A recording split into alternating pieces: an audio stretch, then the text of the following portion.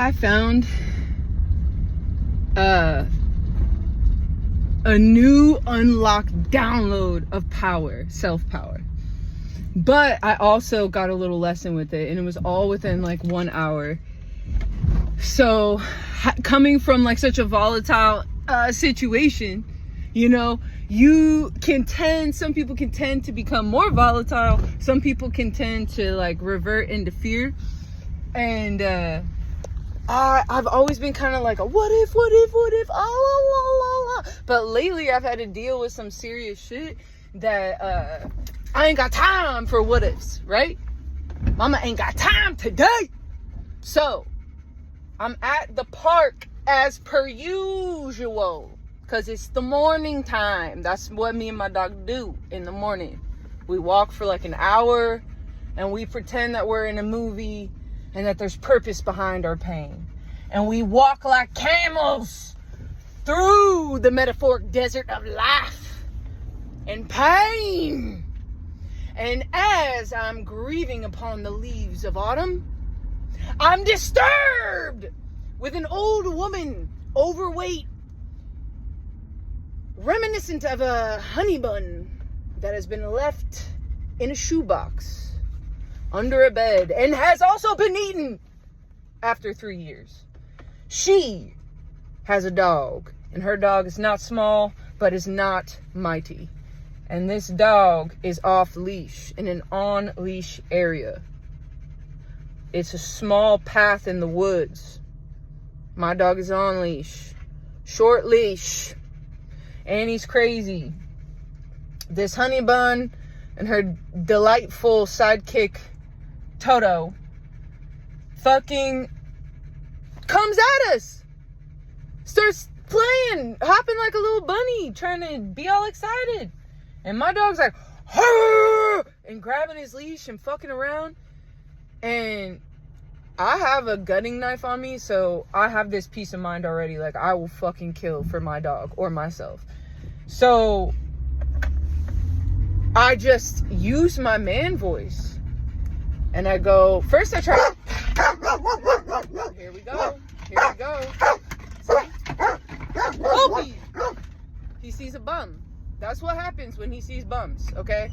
Hope he don't like no scrubs. A scrub is a guy that can't get no love from him. Hanging out the passenger side of his best friend's ride. Try to hide it. Anyway, this fucking honey bun's dog comes hopping, hipping, hopping. And my dog popping, pipping, popping off. And here we go.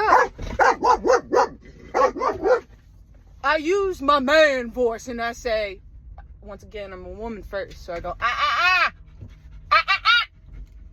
And the dog catches wind, but realizes this is a light pitched voice. So then I go, no, without hesitation.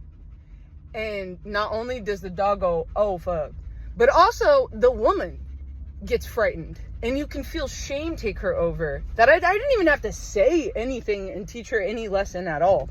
Just my pure energy and assertiveness was enough. So that was a great lesson for me, because I be talking way too fucking much and people definitely lose track of what I'm saying.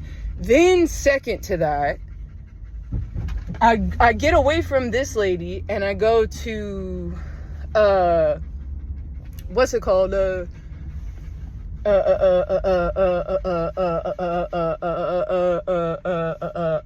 field that's not on a tight little path. And then 3 big ass dogs, one kind of 2.5, because one husky only had 3 legs himself, but either way, they're all, once again, this is an on leash park. These motherfucking dogs running around. They think because it has 3 legs it doesn't need a leash. And I'm like, that's not a loophole, bitch ass. So then I get a hold of my gutting knife. And I'm like, I'm gonna move away from this situation. But if these dogs come close and they don't take heed to my growl, I will stab them. But while I was getting away, I also made time to make a video recording for the courts, just in case this turned into a whole violent encounter. And then my immune system, my central nervous system, all this shit was all out of whack. I was having a panic attack, hyperventilating on the what ifs. And once I got myself safe, I breathed. I did my box breathing. I calmed myself down. And then I literally I almost gaslit myself, but with logic, to surpass my emotion, telling myself out loud, you are okay. You're just going through something that's making you hyper nervous and emotional. You've gotten yourself safe. There's no reason to get yourself worked up. You have everything you need. And then I left the park. And now that I've vented on camera, I don't have to walk inside the house and be like my dad or mom and be like, this motherfucker at the park today didn't read the sign and have their dog on a leash, and how the fuck are other people supposed to know?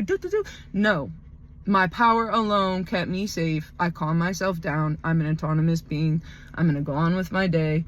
And that is a dope ass revelation, to be like, at a year from now, I won't have to go through all these steps. It will be a natural thing. So this is like an example of when you've gotten a hold of your recovery a little bit and you're starting to implement. I think Carl Jung talks it like integration or whatever, but this was a cool moment, basically. And I spent 6 minutes longer talking about it, but I guess that's better than walking inside and putting all of this energy on other people. I think really that's the main focus for me, is that I would like to just be only bringing stress into, my stress is only for me, basically. I don't put it on other people. I don't express it towards other people unless it is like I need help for my mental health, you know? So there we go. Bye-bye.